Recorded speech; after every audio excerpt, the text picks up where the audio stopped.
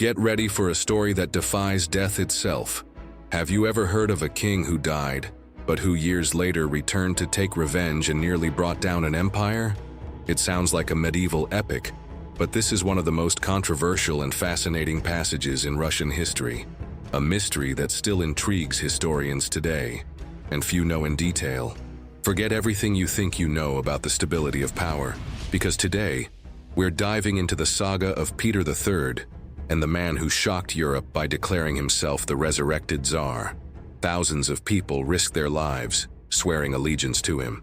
But the big question is, how did a simple Cossack manage to convince the Russian people that he was the true Tsar, the monarch everyone believed was dead? If this story has surprised you, get ready, because what comes next is even more unbelievable. Hit the like button, subscribe to the channel so you don't miss any of our next journeys through history, and activate the bell to be notified whenever a new mystery is unveiled. Your engagement helps spread knowledge and keep these narratives alive. Tell us in the comments where you're watching this video from, and what story you'd like us to explore next. Your suggestion could be our next great adventure. In the dawn of the 18th century, Russia was an empire in constant expansion, a territorial colossus stretching from the eastern plains of Europe to the confines of Siberia, bathed by the icy waters of the Arctic and the warm borders of the Ottoman Empire. It was a land of dramatic contrasts, where the opulence of the imperial court in St. Petersburg contrasted violently with the arduous and often brutal life of millions of peasants, most of them subjected to serfdom. Russian society was rigidly stratified, with an elite of noble landowners exercising almost absolute power over their serfs, who were, in essence, property. This social structure, rooted in centuries of tradition and consolidated by severe laws, was the foundation upon which the empire rested, but also the cauldron where latent tension simmered. The throne, during this period, was occupied by Empress Elizabeth Petrovna, daughter of Peter the Great, a charismatic and intelligent figure who ruled for over 20 years. Her reign was marked by an assertive foreign policy, which saw Russia engage in complex conflicts, such as the 7 Years' War, and by a cultural flourishing in the capital, with the construction of sumptuous palaces and the patronage of the arts. Elizabeth, though a strong figure, faced the challenge of ensuring dynastic continuity in a political environment where intrigues and conspiracies were as common as the changing seasons. The Empress's health, however, began to decline, and the question of her succession became increasingly pressing. Her nephew Peter was the heir apparent, and his future ascent to the throne already cast shadows of uncertainty over the future of the vast empire. Russia found itself at a crossroads, with the promise of a new era on the horizon, but also with the threat of instabilities that could dismantle the established order. The seeds of great turmoil were already being sown, in fertile ground of popular discontent and rampant ambitions at court. The stage was set for the dramatic events that would soon take center stage in Russian history. The vastness of the territory, the diversity of its peoples, and the profound social inequalities created a complex scenario where the figure of an emperor, or the lack thereof, could fundamentally alter the course of events. The year 1762 marked a turning point for the Russian Empire, with the death of Empress Elizabeth Petrovna, a sovereign who, despite her idiosyncrasies, had maintained firm control over the vast territory and complex European politics. With the Empress's passing, the throne went to her nephew, Karl Peter Ulrich, Duke of Holstein-Gottorp, who ascended as Emperor Peter III. His arrival to power was long awaited, but also fraught with apprehension.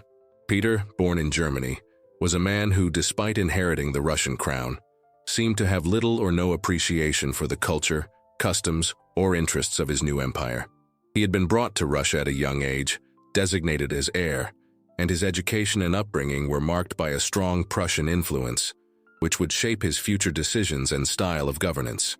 The transition of power, which in other times might have been a moment of consolidation and celebration, was quickly overshadowed by Peter's strange personality.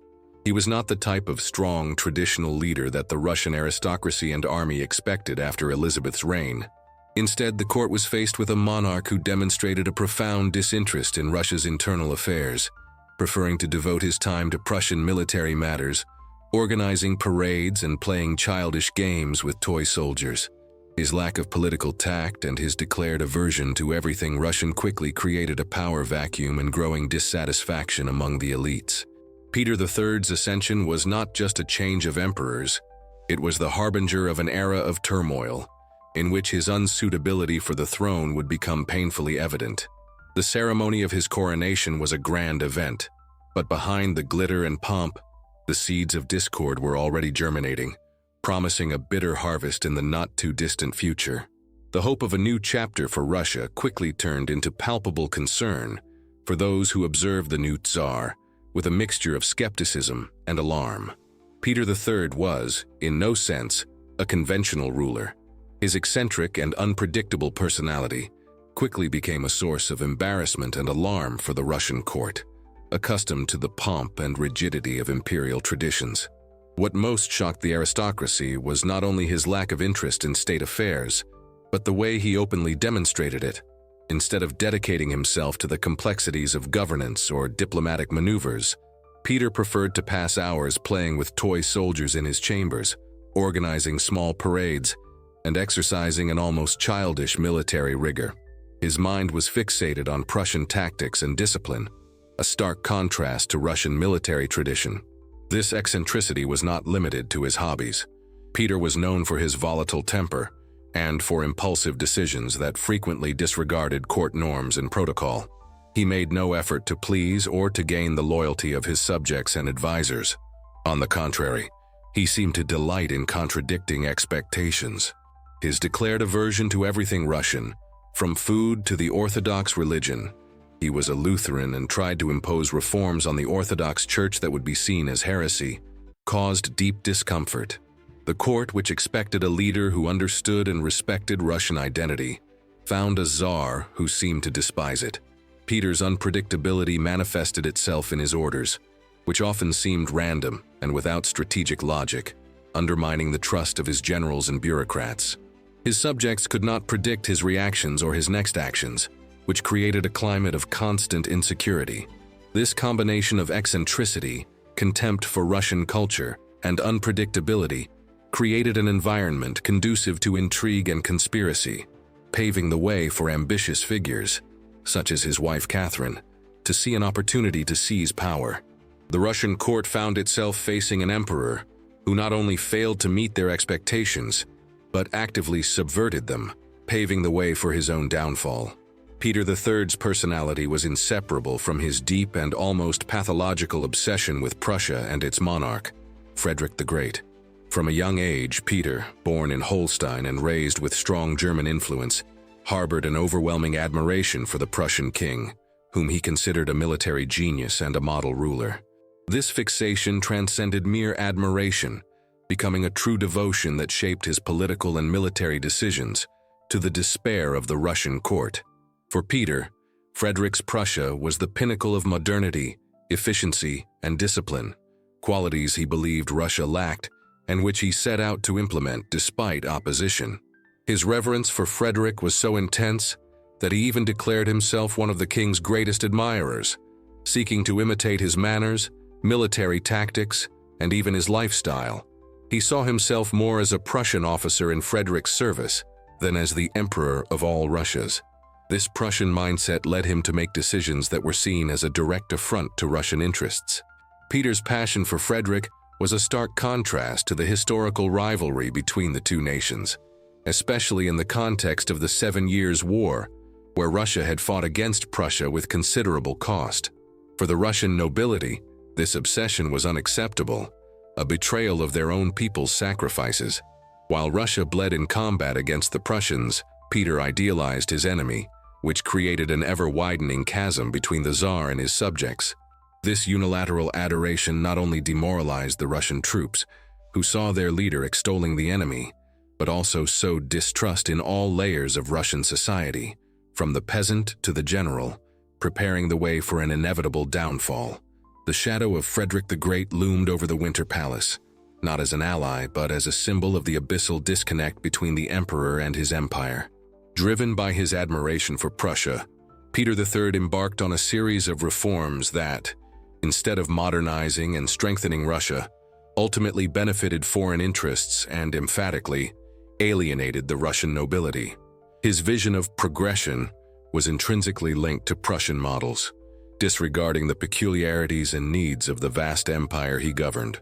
One of his first and most controversial actions was Russia's withdrawal from the 7 Years' War, a conflict in which the empire had invested considerable human and military resources. The decision to sign a peace treaty with Prussia, a former enemy, was not only seen as a betrayal of Russian allies, but also as an act that nullified the territorial gains and sacrifices made by the soldiers. For the nobility, who had shed blood and fortune in the war, this measure was a direct insult.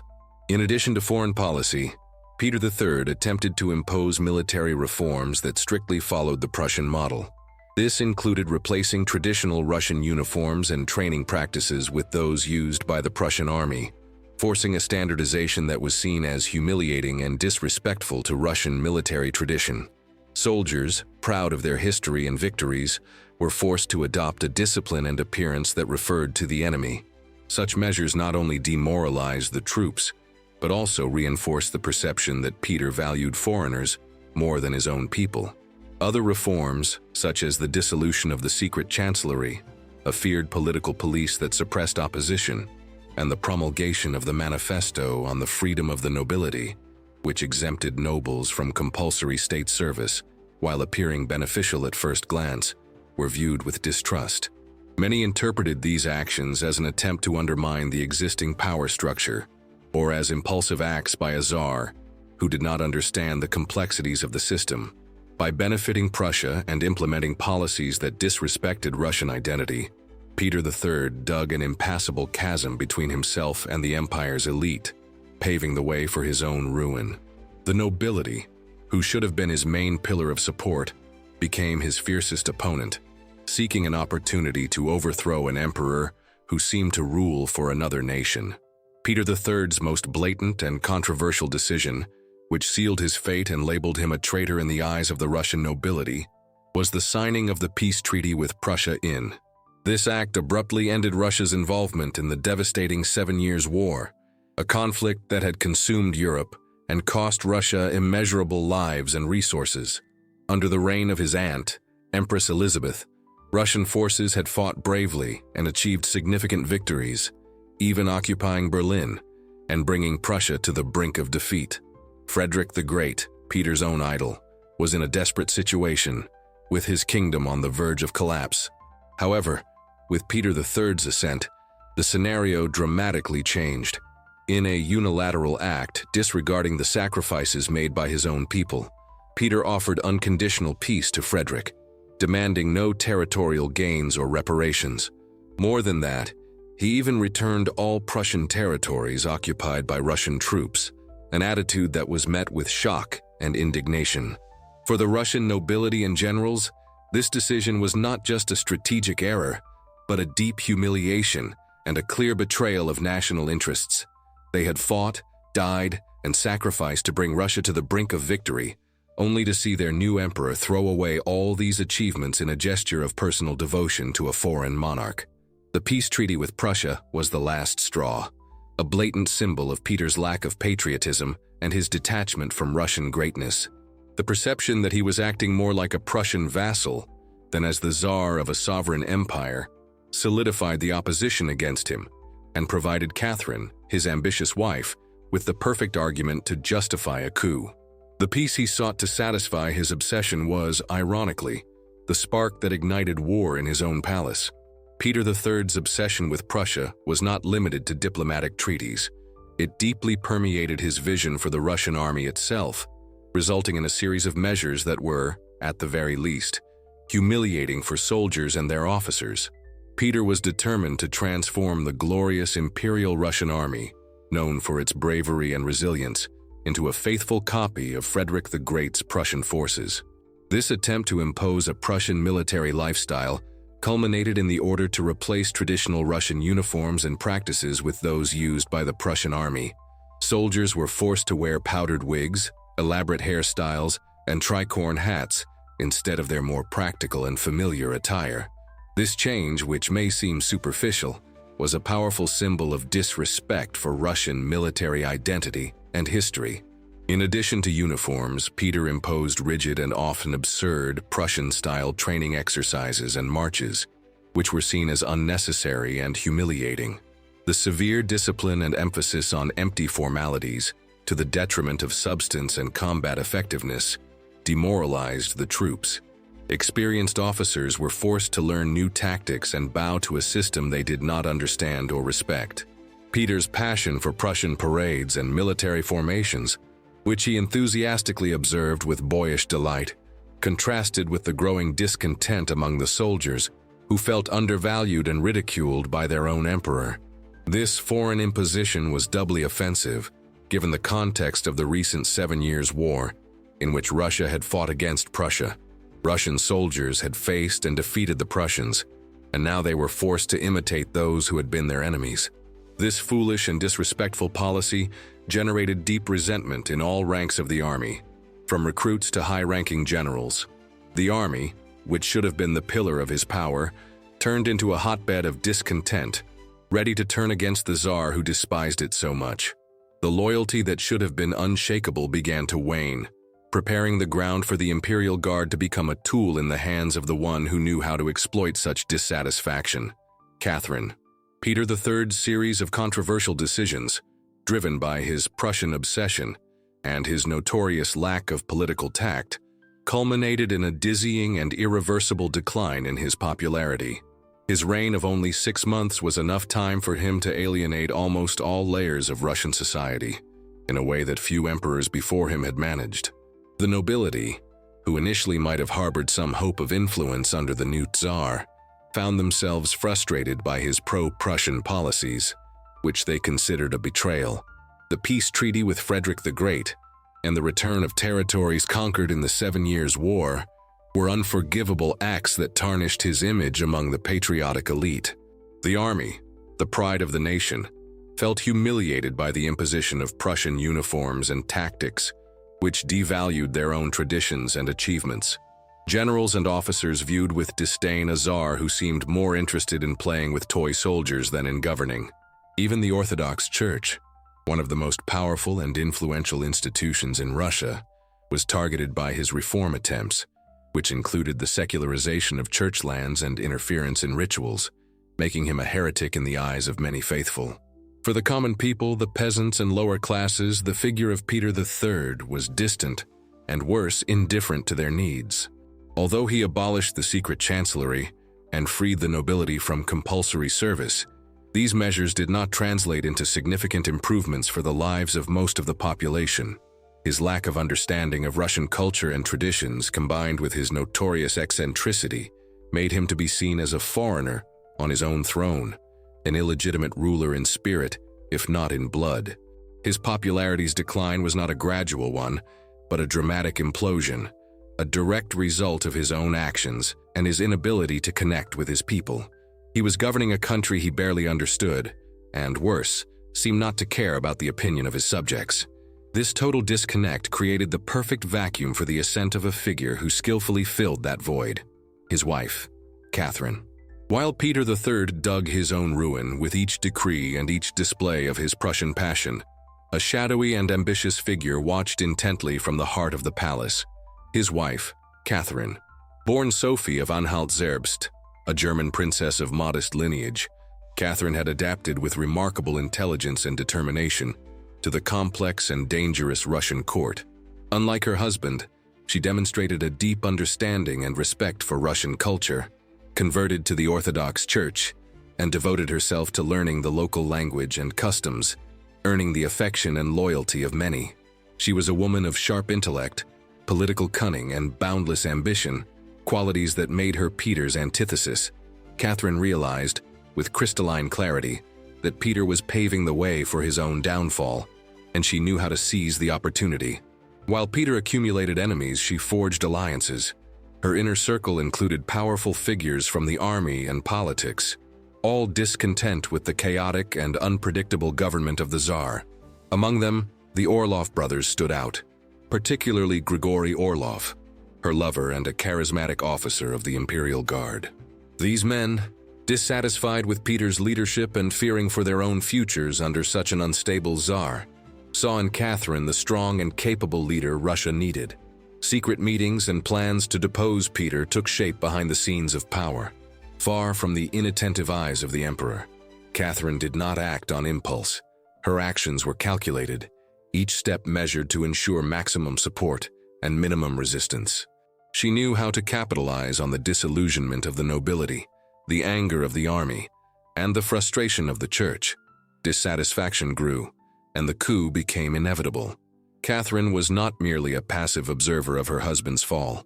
She was the architect of his destiny, a patient strategist who awaited the exact moment to strike and claim power for herself, convinced that she alone was capable of guiding Russia. Her rise as the main threat to Peter III was not an accident, but the result of a meticulously crafted plot, which exploited the emperor's weaknesses to forge her own path to greatness. The climax of tension and conspiracy that simmered in the corridors of Russian power reached its peak in July 1762.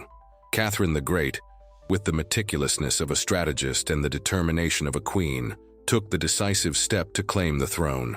The chosen moment was crucial. Peter III was outside St. Petersburg, in Oranienbaum, occupied with his military maneuvers and festivities, oblivious to the storm brewing in his capital. This was the emperor's fatal mistake, the opening Catherine awaited.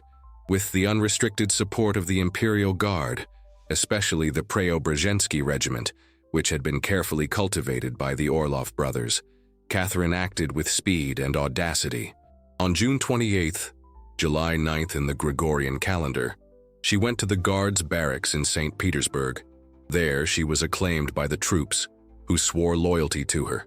In a moment of deep emotion and calculated theatricality, Catherine presented herself to the soldiers, dressed in a military uniform, mounted on horseback, symbolizing her union with the army and her determination to lead the Russia.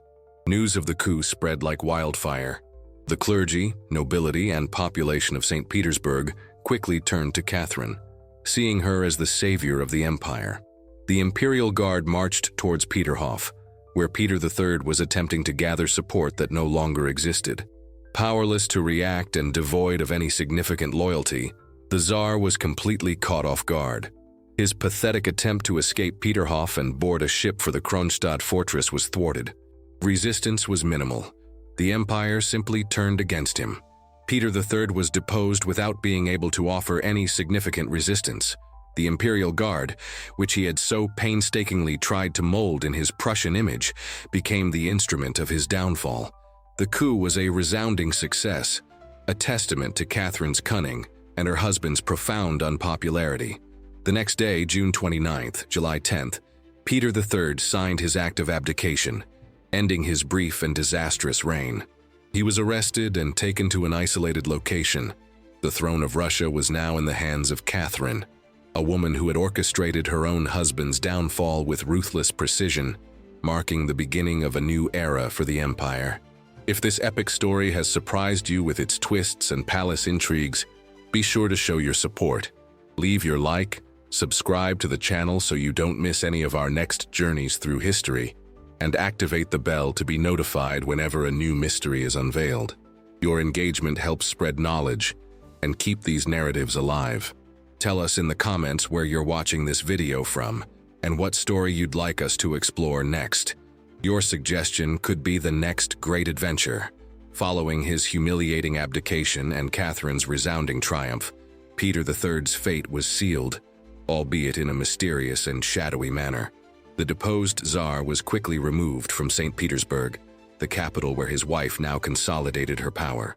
His destination was Ropsha, an isolated palace far from the effervescence of the court and public curiosity, located on the outskirts of the city. This was not a comfortable exile, but rather a carefully chosen prison to ensure that Peter had no contact with the outside world and could not be a rallying point for any attempted restoration. Peter was held in the custody of officers loyal to Catherine, the most prominent of whom was Alexei Orlov, brother of Grigory Orlov, and a key figure in the coup. The conditions of his imprisonment in Ropsha are subject to historical debate, but the intention was clear: to keep him under strict surveillance, isolated from any possibility of regaining power. Although the official version claimed that Peter was there to recover from his fragile health, the reality was that he was a political prisoner, an impediment to Catherine's new regime. His presence, even in captivity, represented a potential risk. A living Peter, even if deposed, could serve as a symbol for any discontented faction or remaining loyalists, a constant threat to the legitimacy of the new government. The Ropsha Palace, once a royal retreat, became the setting for Peter III's last days. The atmosphere there was charged with tension and uncertainty. The distance and isolation of the location ensured that the events occurring there remained far from curious eyes and gossiping ears of the court, allowing secrets to be kept. This forced seclusion was the first step to erase Peter III from the living memory of the empire, a prelude to an even darker fate that would befall the former emperor, and which would fuel rumors and conspiracies for decades. The future of Russia was now firmly in Catherine's hands, but the specter of her deposed husband still lingered, a reminder of the fragility of power and the brutality required to maintain it. The announcement of Peter III's death, a few days after his imprisonment in Ropsha, was met with widespread skepticism and, for many, with the certainty that the truth was being concealed. The official version, hastily disseminated by Catherine's court, attributed the former emperor's demise to an attack of hemorrhagic colic. This explanation, vague and devoid of convincing medical details, sounded like a convenient excuse, designed to close the chapter on Peter III quickly and discreetly, without raising further questions. The official narrative insisted on the fragility of the former Tsar's health, a condition which, according to them, would have led to such a sudden end. However, the convenience of the diagnosis was blatant.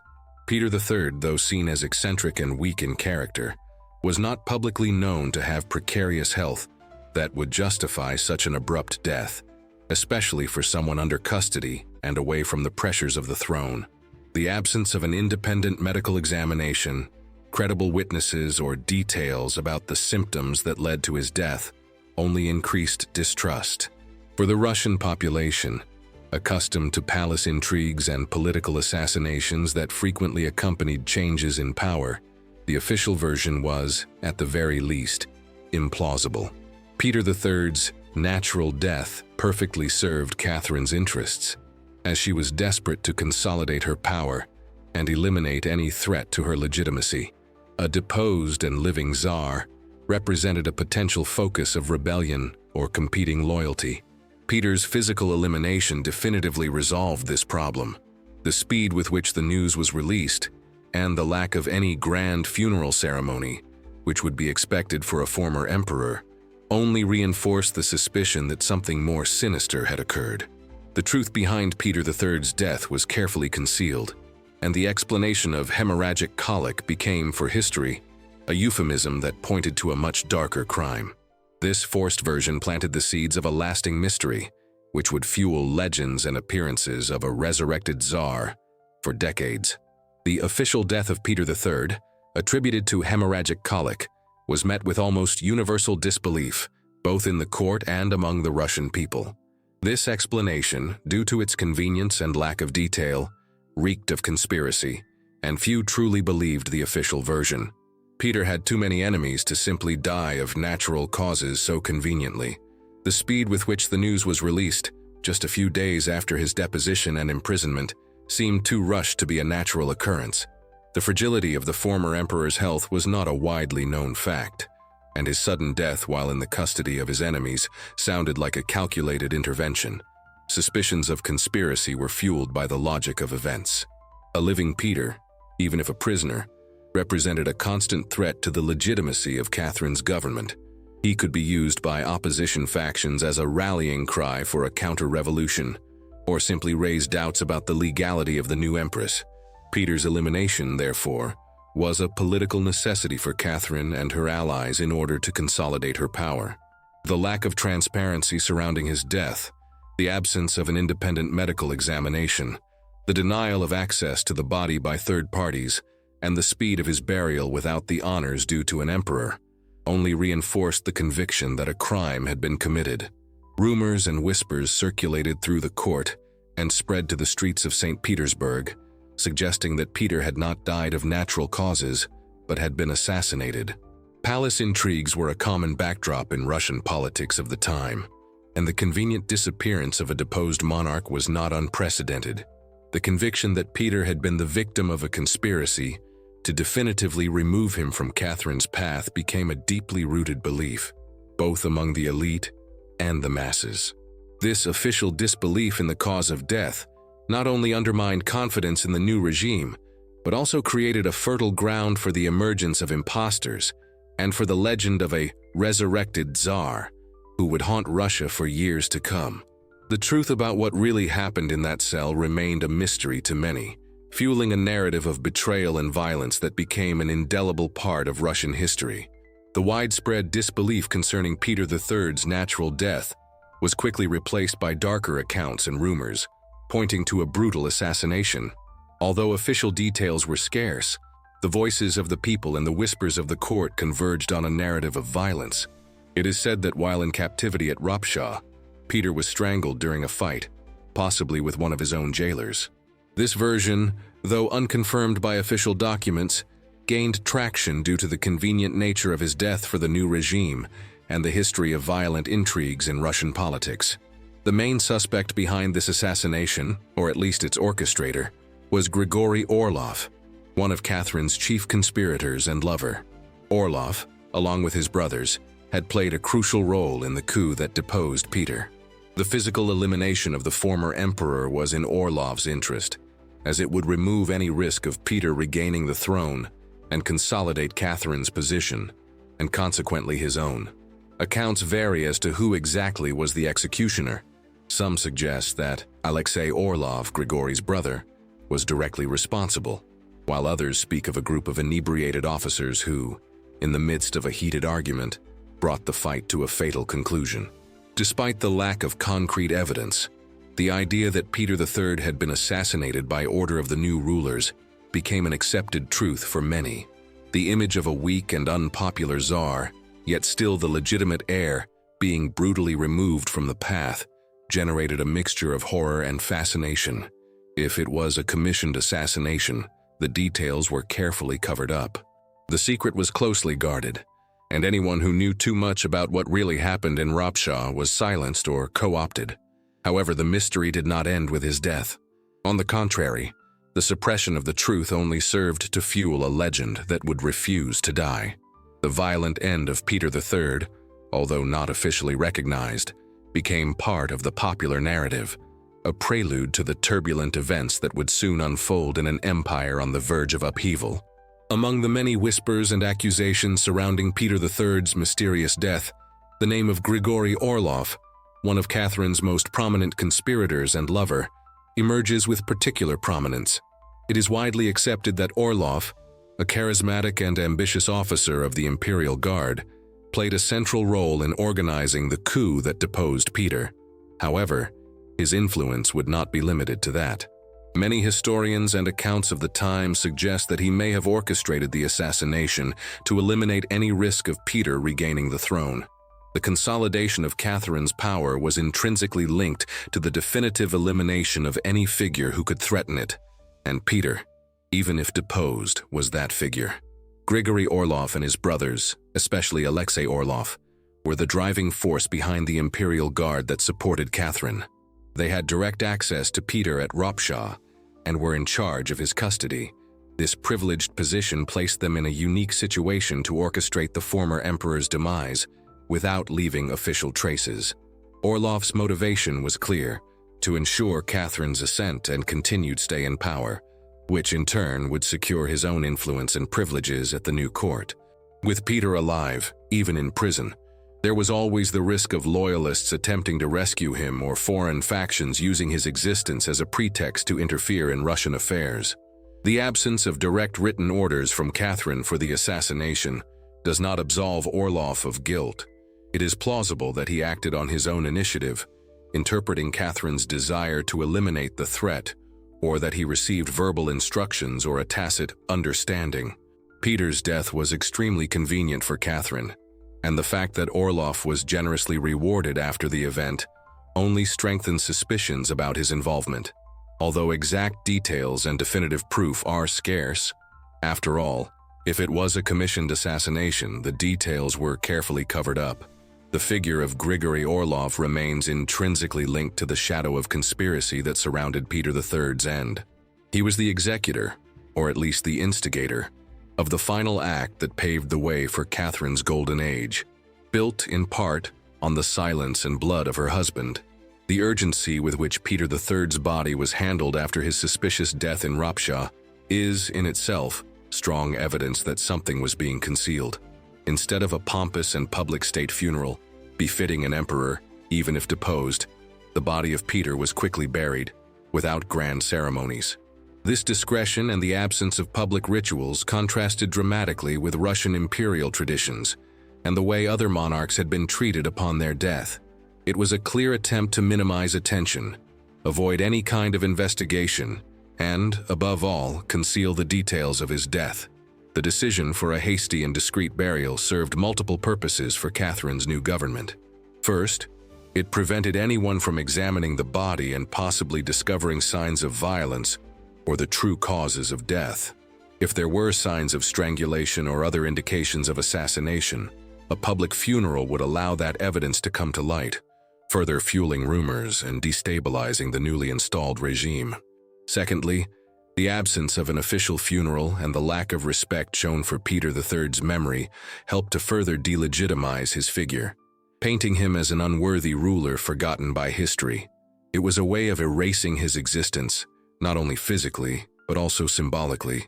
The exact location of the burial was also kept secret, adding another layer of mystery to the situation. This haste in disposing of the body and the lack of transparency throughout the process only intensified the suspicions that Peter had been assassinated. For the people, the way the former Tsar was dealt with was irrefutable evidence that Catherine and her allies had something to hide. The discreet burial not only aimed to hide the truth of the assassination, but also to prevent any kind of cult or loyalty around Peter's figure from emerging.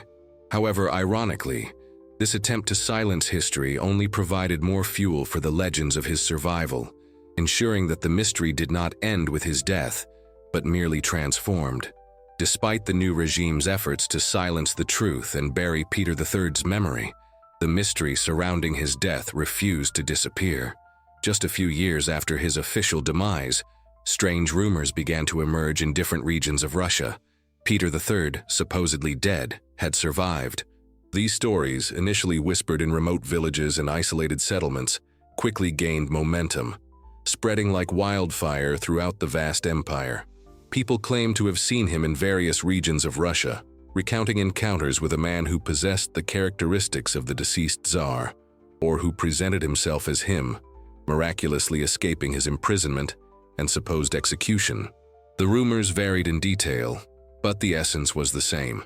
The deposed Tsar had escaped and was now preparing his revenge against the empress who betrayed him.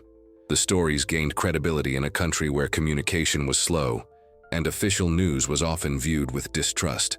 For a people accustomed to palace intrigues, this possibility did not seem absurd. The lack of clarity about his official death and the perceived brutality of Catherine's coup created fertile ground for belief in his survival. Dissatisfaction with living conditions, especially serfdom and taxes, made the people prone to believe in any figure who could embody a hope for change, or who represented an alternative to Catherine's government. These rumors were not mere folk tales. They were a reflection of deep social discontent and the search for a figure who could restore perceived justice. The specter of a resurrected Tsar was a powerful tool to channel the frustration of the masses. Catherine's government, though attempting to suppress these stories, discovered that they were difficult to contain, as they were fueled by the belief and hope of an oppressed people. The emergence of these initially discreet rumors was the prelude to a larger storm, setting the stage for the appearance of a figure who would not only claim to be Peter III, but who would also lead one of the greatest revolts in Russian history, setting the empire ablaze and challenging Catherine the Great's power. The proliferation of rumors about Peter III's survival was no mere coincidence. It was the result of a deep popular belief, a latent hope that the deposed Tsar had indeed escaped and was now planning his revenge. This belief was not based solely on concrete information, of which there was very little, but on a mixture of distrust towards Catherine's government, the mystique surrounding the figure of the Tsar, and the need for a figure to channel discontent. For a people accustomed to palace intrigues, this possibility did not seem absurd. The official narrative of Peter's death, hemorrhagic colic, was so vague and convenient that for many the simple denial of the truth was more plausible than accepting the imposed version. The brutality of the coup and Peter III's swift disappearance left a gap of uncertainty that popular imagination filled with the legend of the returning king. This legend is a powerful archetype in many cultures, and in 18th century Russia, it found fertile ground. The idea that a legitimate leader, unjustly deposed or supposedly dead, would return to punish traitors and re-establish justice resonated deeply with the oppressed peasants and Cossacks, who felt oppressed and exploited. Revenge against Catherine the Great and her allies was a central theme in this belief. Catherine was seen by many as a usurper, a foreigner who had illegitimately seized the throne, even if her policies were more efficient. Therefore, Peter III's return would mean not only Catherine's downfall, but divine retribution against those who had subverted the natural order. This belief was a silent cry against serfdom and the oppression of the nobility. If the legitimate Tsar returned, he would bring with him the promise of freedom, land, and relief from the brutal conditions the peasants faced. The hope for a better future was linked to the figure of a savior Tsar, and Peter III, the supposedly dead, became that symbol. This belief in the possibility of his survival and return was the fuel that ignited the revolt that would soon sweep the empire, showing that sometimes the past is not buried forever. It returns to claim its revenge. Amidst the cauldron of discontent and the whispers of a resurrected Tsar, something unexpected happened. A man appeared, claiming to be Peter III. His name was Emelian Pugachev, and his appearance marked the ignition point for one of the greatest revolts in Russian history. Pugachev was not an aristocrat, nor a disgraced general. He was a simple Cossack, a man of the people, someone who at first glance should not have posed a threat to the throne. Born in a small Cossack village on the banks of the Don River, Pugachev lived an ordinary life, serving in the Russian army and participating in several military campaigns, including the 7 Years' War and the Russo-Turkish War. He had deserted the army a few times and had a history of legal troubles, which made him an outlaw in the eyes of the authorities. However, in 1773, Pugachev did something unthinkable. He declared himself Peter III and claimed that he had escaped his supposed execution. He said he was alive, hidden for years, and now returned to claim what was rightfully his. Russia, plunged into distrust and revolt, was ready to believe this story. The audacity of his claim was shocking, but it resonated with a people who longed for a leader and who were already predisposed to believe in the survival of the deposed Tsar. Pugachev's figure was not that of a refined noble, but that of a hardened warrior, with the courage and oratorical skills to convince the discontented. He displayed scars, supposedly from his escape, and spoke of conspiracies against him and his will to restore justice. The simplicity of his origin, paradoxically, lent him authenticity in the eyes of peasants and Cossacks. He was not one of the oppressors, he was one of them. This appearance, of a man who presented himself as the dead Tsar and promised revenge against the traitors, would set Russia ablaze and lead to one of the greatest revolts in the country's history. The doubt remained: a brilliant impostor or the true Tsar returning from the dead? For millions of oppressed Russians, the answer to this question would become the banner of an epic rebellion. The central narrative that Emelian Pugachev used to legitimize his claim to the throne and to garner mass support was that he was, in fact, the Tsar Peter III, who had escaped miraculously from his supposed execution and lived hidden for years. This assertion was the cornerstone of his deception or his truth, depending on whom one believed. He detailed with a remarkable charisma his version of the story, how he had not died of hemorrhagic colic, but had survived an assassination attempt, fleeing from his jailers in Ropshaw. He could have displayed scars, attributing them to wounds from his escape or from previous assassination attempts by Catherine's conspirators. Pugachev did not merely claim his survival, he built a complete narrative around it. He said he had been saved by loyalists or by divine miracle and had spent years in secret, planning his return and waiting for the right moment to reveal himself. This part of the story appealed directly to the popular belief in the idea of the returning king, a powerful archetype in the collective imagination. The idea that the legitimate Tsar had been betrayed, but managed to escape, and was now back to punish the traitors and restore justice, was irresistible to a people who felt betrayed and oppressed by Catherine's government.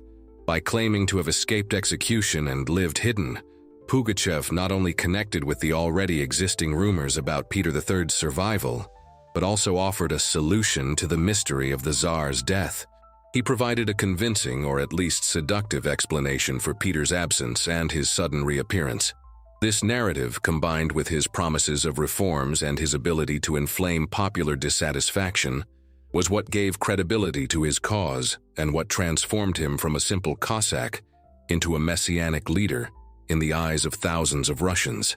The impact of his claim was tremendous, transforming him from an obscure deserter into the leader of a rebellion that almost brought down the vast Russian Empire.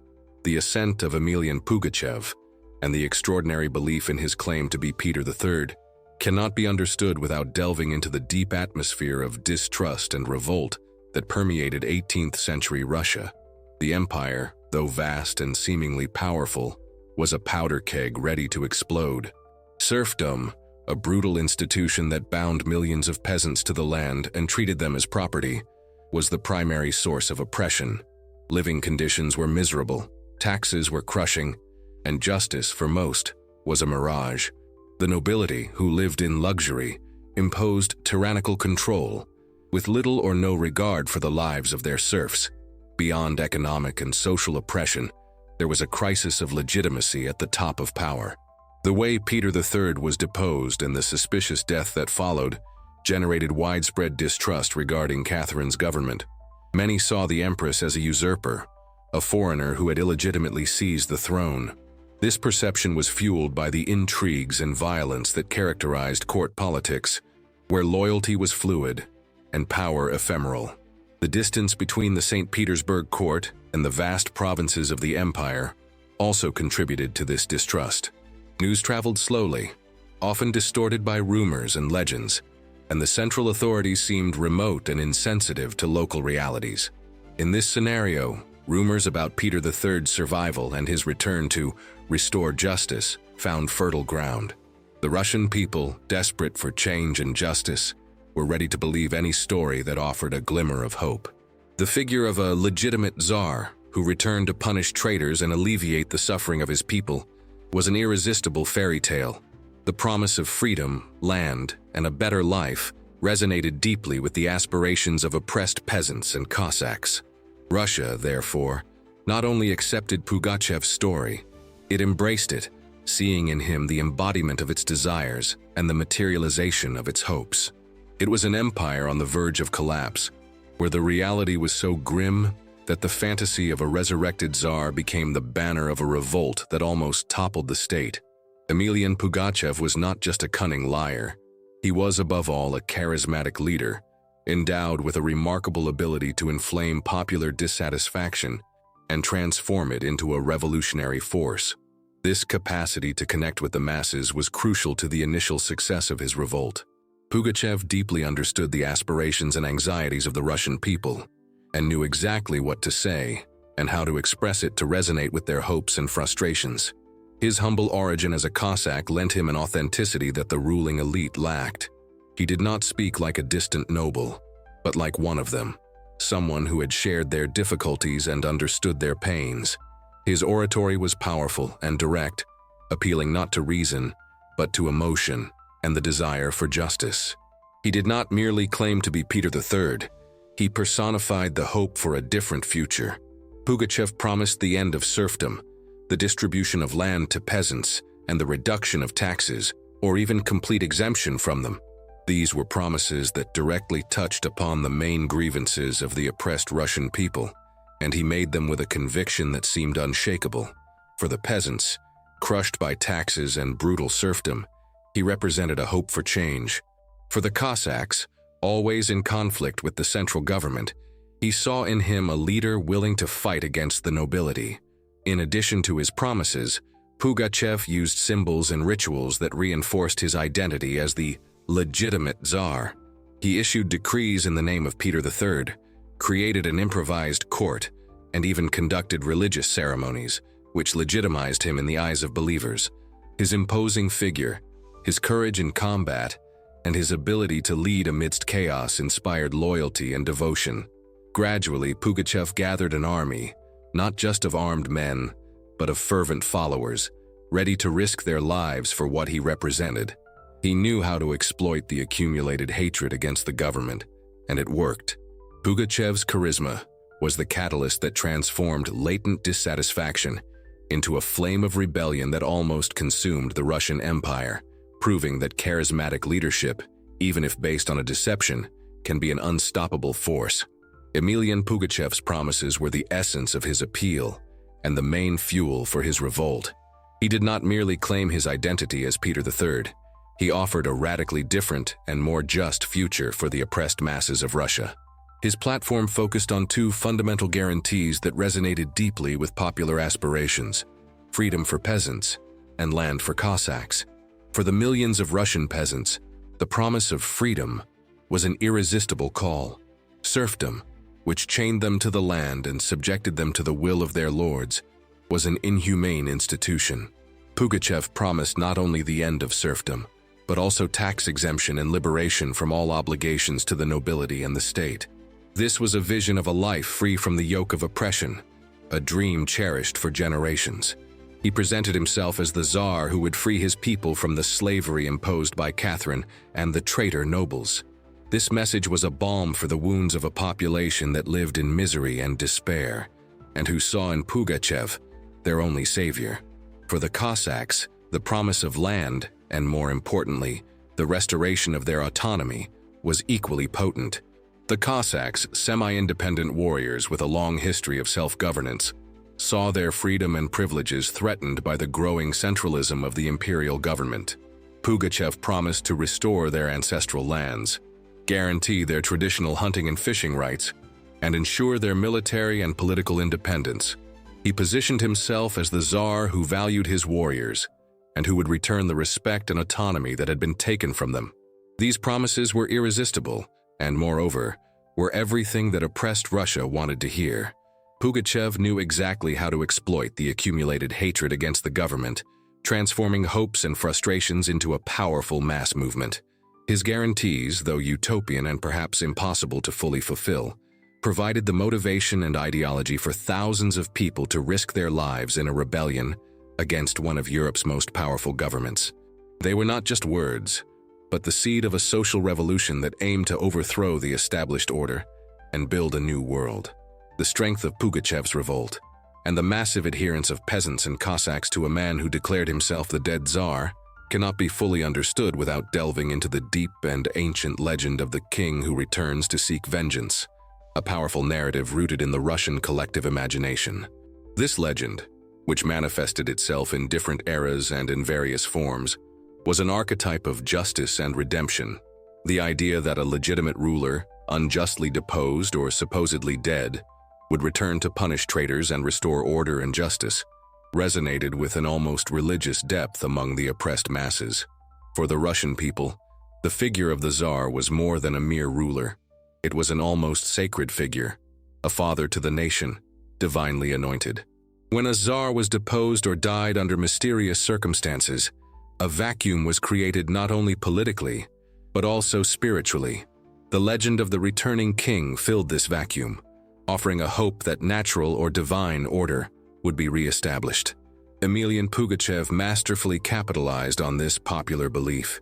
By presenting himself as Peter III, he was not merely assuming an identity, he was embodying a living legend, a symbol of hope and retribution. The figure of Peter III, the Tsar who never reigned in fact, was perfect for this narrative.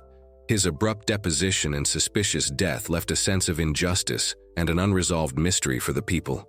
Catherine, in turn, was often seen as the usurper, the foreigner who had betrayed the legitimate heir.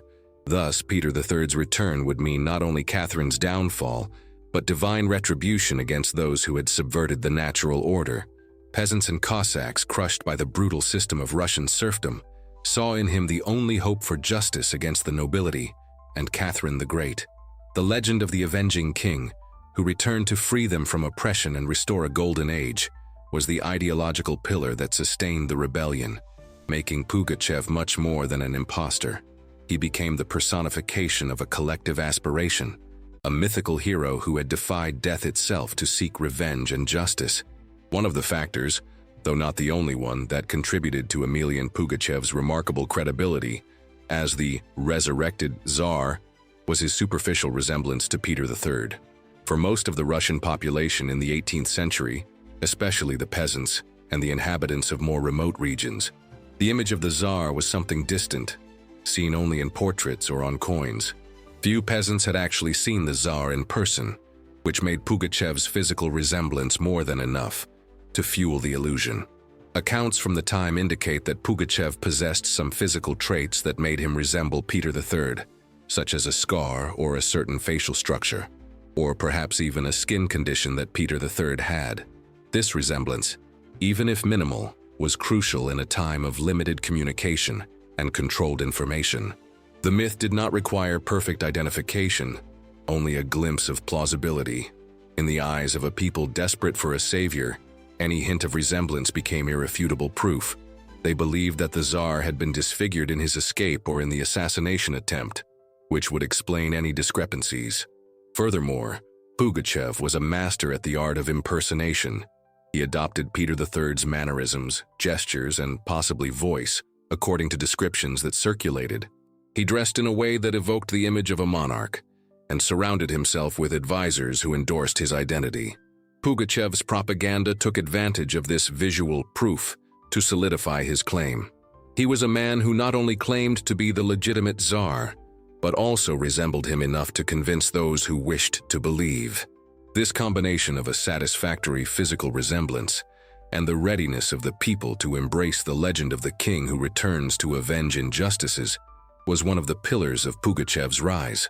The deception, or the truth, gained strength each time a new follower looked at Pugachev and saw in him the face of the Tsar everyone believed was dead. For the population, a superficial resemblance was enough for the illusion to gain strength, transforming belief into an almost unstoppable force. Pugachev's revolt was not merely an isolated mutiny. It was the explosion of accumulated hatred against the government and the Russian nobility, a sentiment that Emelian Pugachev masterfully exploited. Serfdom, brutally and hereditarily instituted, was the primary source of oppression. Millions of peasants lived in inhumane conditions, without rights, without land, and subject to the arbitrary will of their lords. They were forced to work for the nobility without remuneration, paid exorbitant taxes, and were treated as property, subject to being sold, exchanged, or severely punished. This reality generated deep resentment and a latent desire for revenge. In addition to serfdom, the Russian nobility was seen as corrupt and indifferent to the suffering of the people. While peasants languished in misery, the aristocracy lived in opulence in large cities, spending fortunes on imported luxuries and ignoring the needs of their subjects. The bureaucracy, imperial, slow, and ineffective, was also seen as part of the problem, with the collection of excessive taxes and the lack of justice for the poorest. War, military obligations, and constant state demands only increased the burden on the peasants. Pugachev, by presenting himself as the legitimate Tsar who had returned to punish the traitors and restore justice, gave voice to this repressed hatred. He not only promised freedom and land, but also retribution against the oppressors. In his decrees and speeches, he incited the peasants to rise against the nobles and government officials, promising them reward and forgiveness for their actions. He knew how to exploit the accumulated hatred against the government, transforming it into a powerful tool for recruitment and mobilization. The goal was clear: overthrow the existing system, get rid of oppressive lords, and establish a new order under the true Tsar. This exploitation of hatred was not an act of malice, but a calculated strategy that found resonance in hearts and minds, hungry for justice and revenge. Pugachev's revolt, therefore, was not merely a struggle for power. It was an explosion of social fury, fueled by decades of oppression and the promise of an epic retribution. What began as an isolated uprising led by a supposed Tsar in remote regions of Russia soon transformed into an unstoppable storm. a large-scale rebellion that threatened the very foundation of the empire. Initially, the revolt was seen by authorities as just another peasant riot, easily controllable. However, this perception proved to be a fatal error. Pugachev was not an improvised leader. He had a strategy. He and his followers, a heterogeneous mix of peasants, Cossacks, factory workers, and deserting soldiers, used rapid and unpredictable tactics. They did not directly confront large formations of the imperial army in open combat, but instead attacked isolated fortresses, cut supply routes, and ambushed imperial troops. Each new victory, no matter how small, reinforced the belief that this man could indeed be Peter III, a czar who, with divine favor, was reclaiming what was rightfully his.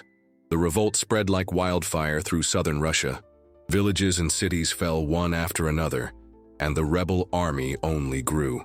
Strategic military fortresses were besieged and captured, and imperial troops began to lose battles against the fierce assault of the insurgents.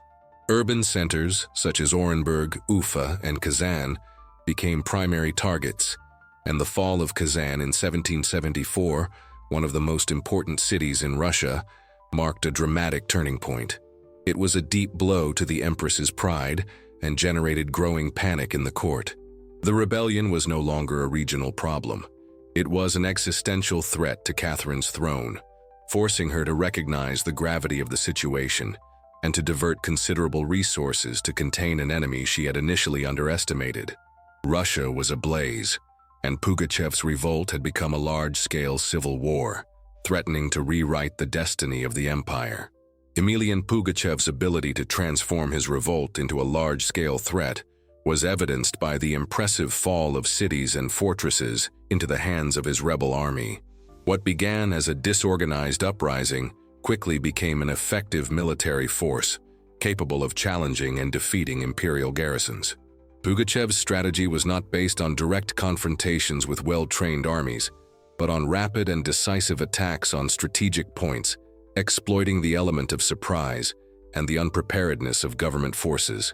One of the first and most important conquests was the city of Orenburg, a major military and administrative center in the Ural region. Although not completely taken after a prolonged siege, Orenburg's resistance immobilized a large part of the governmental forces in the area and allowed the revolt to consolidate. Pugachev's army, fueled by the adherence of peasants, Cossacks, miners, and ethnic minorities, demonstrated a surprising capacity for coordination and organization for such a heterogeneous movement. The territorial expansion of the revolt was alarming for the government. Villages and cities fell one after another as the rebel army advanced, recruiting more followers and looting local arsenals. Fortresses considered impregnable, such as Chelyabinsk and Kazan, were besieged and eventually captured. The capture of Kazan, one of Russia's most important cities, was a landmark in the revolt, a devastating blow to Empress Catherine's pride and the morale of the imperial troops. This conquest not only provided the rebels with weapons and supplies, but also reinforced the popular belief in Pugachev's legitimacy as the returning Tsar. The fall of these strategic fortresses and cities was not just a matter of territorial loss. It was a symbol that the empire was losing control. Each rebel victory served as a call to action for other discontents and validated Pugachev's claim to be the true Tsar. The ability of a simple Cossack to lead an army that took cities and challenged one of Europe's most powerful governments was unprecedented, and it set Russia ablaze. Initially, Catherine the Great's government made a crucial strategic error by underestimating the threat posed by Emelian Pugachev and his revolt. What would later transform into a devastating civil war was initially dismissed as just another regional peasant riot, easily controllable by imperial forces. This underestimation was not uncommon for the Russian elite, who tended to view popular uprisings as isolated incidents, driven by agitators and easily suppressible. The St. Petersburg court, distant from the realities of the rural provinces, failed to grasp the depth of discontent simmering among the peasants and Cossacks. Catherine and her advisors were more focused on consolidating her power post-coup and on her complex foreign policies, especially the war against the Ottoman Empire. The news of the appearance of a supposed Peter III was, at first, treated with disdain, and ridiculed as an absurd hoax. The first troops sent to suppress the uprising were insufficient and frequently comprised inexperienced regiments, who underestimated the rebels' determination and tactics. This initial complacency allowed Pugachev to gain valuable time to organize his army, attract more followers, and consolidate his positions. The lack of a swift and decisive response at the beginning of the revolt allowed Pugachev to transform a localized uprising into a mass movement. He capitalized on the ineffectiveness of the initial governmental reactions to strengthen his narrative that the true Tsar was being protected by the people, and that Catherine's government was weak and illegitimate. Only when the revolt reached alarming proportions, with the fall of important cities like Kazan and the loss of vast territories, did the government realize the true dimension of the threat. The initial underestimation of Pugachev was not merely a tactical error. It was a judgment error that almost cost Catherine her throne and brought the Russian Empire to the brink of collapse, showing that sometimes the greatest threats can emerge from where least expected. One of the crucial factors in the initial success of Pugachev's revolt was the adoption of rapid and unpredictable tactics by the insurgents, which frequently caught imperial troops by surprise and defeated them in the field. Far from being a conventional army, Pugachev's forces were a heterogeneous mix of peasants, Cossacks, Bashkirs, and other ethnic groups, many of whom had little to no formal combat experience.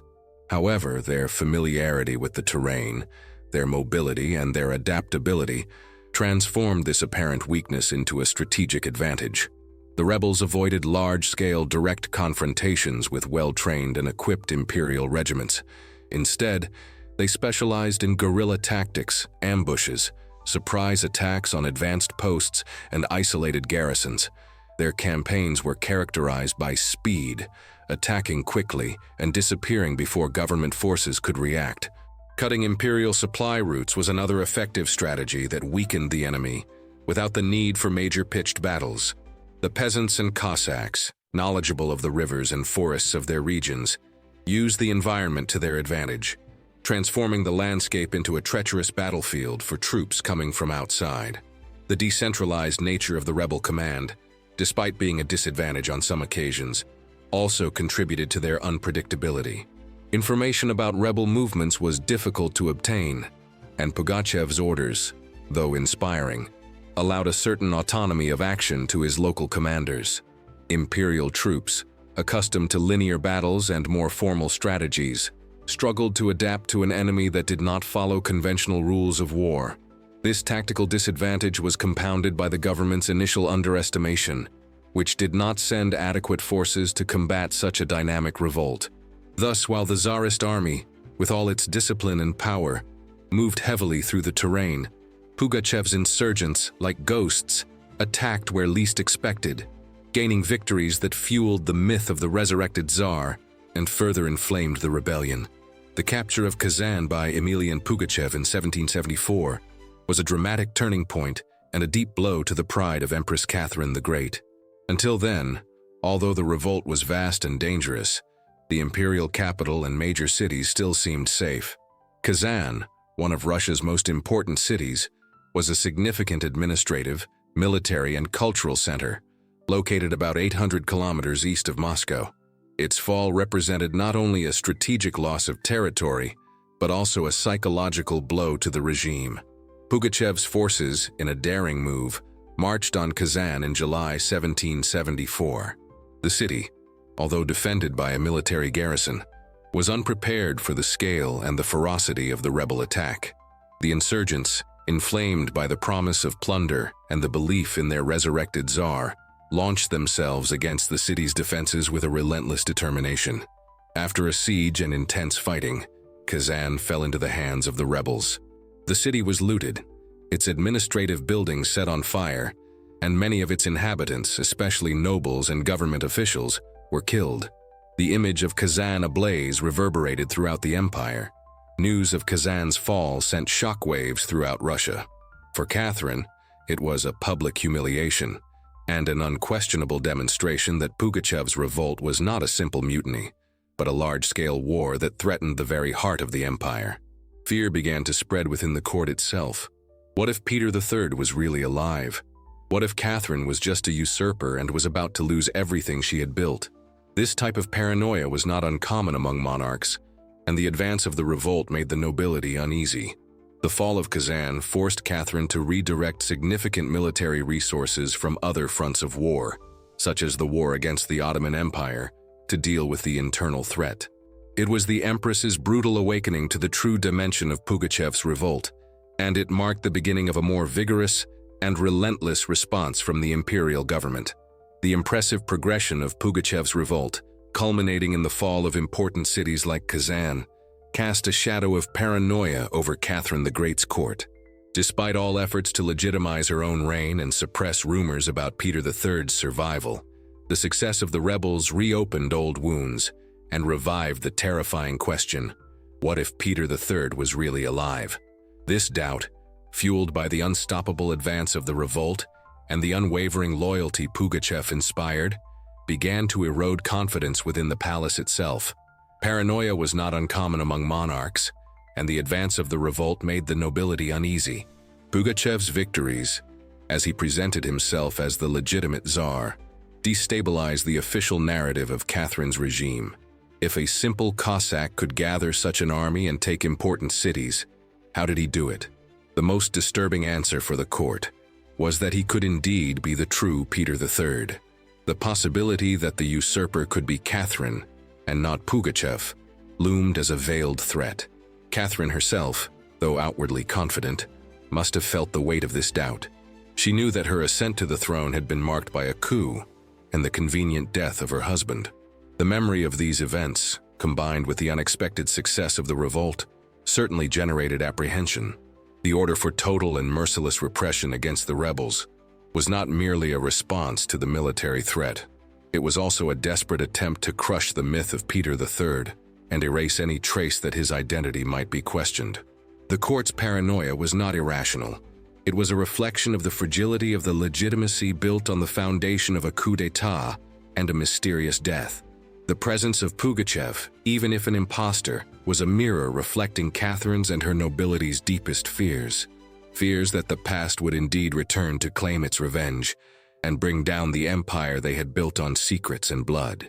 Despite his remarkable resilience and the loyalty he inspired in thousands of followers, the fate of Pugachev's revolt began to lean towards the imperial government.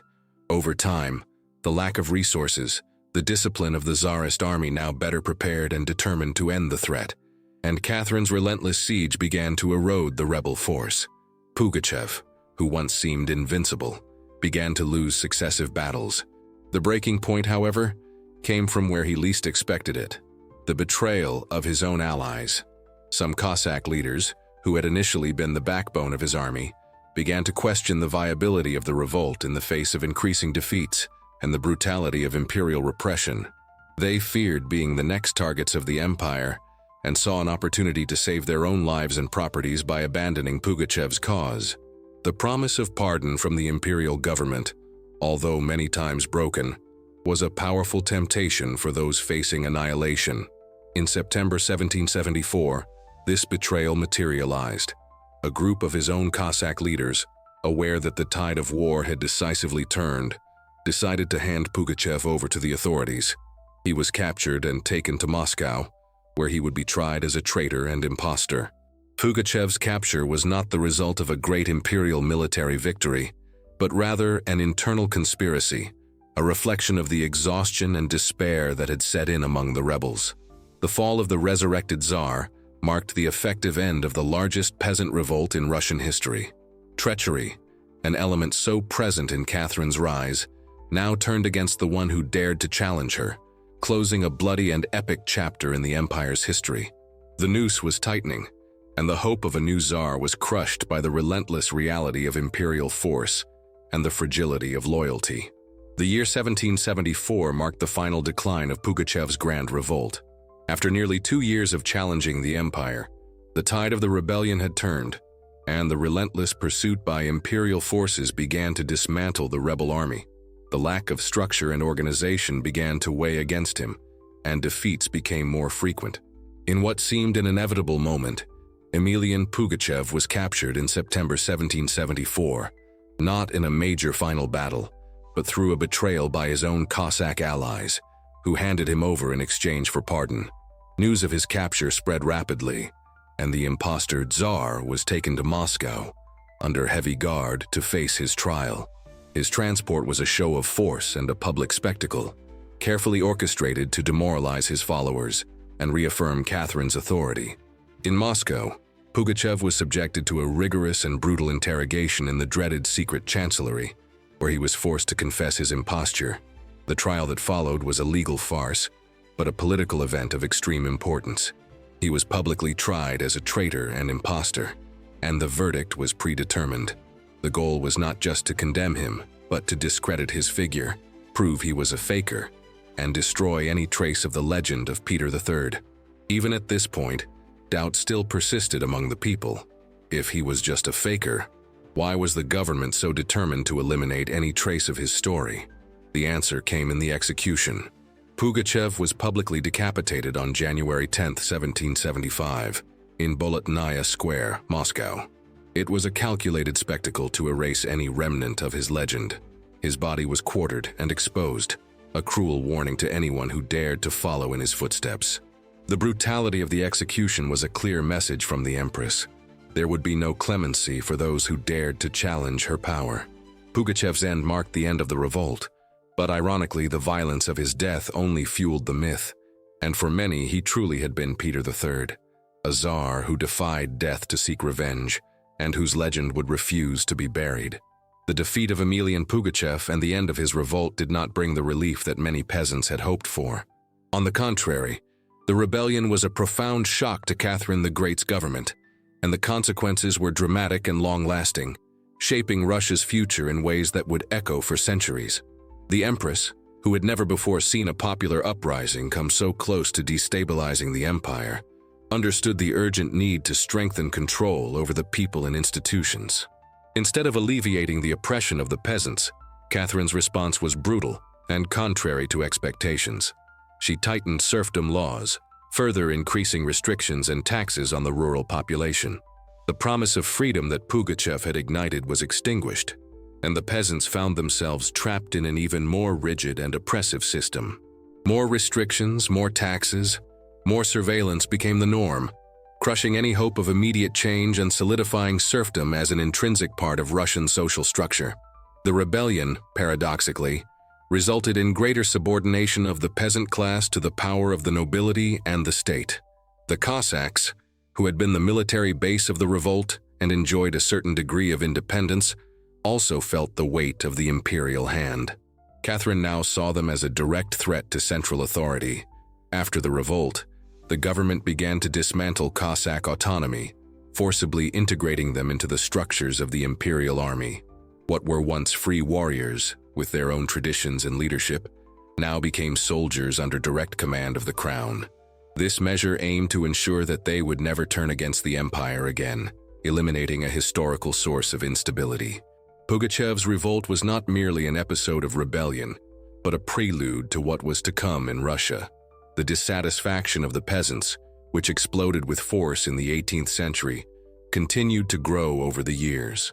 When the Russian Revolution finally happened in 1917, the echoes of Pugachev's revolt were still alive, as he was one of the first leaders to challenge the system, promising equality and freedom for the oppressed. Catherine managed to maintain the throne and strengthen her government, but at the cost of a population even more stifled by the Tsarist regime. Russia would never be the same after this rebellion, and the legacy of Pugachev's revolt remains a vivid reminder of the social and political tensions that would ultimately lead to the fall of an entire era. The Russian political and economic landscape, after the turmoil of the revolt, solidified a system that, although ensuring the immediate stability of the crown, sowed the seeds for future and even more cataclysmic upheavals.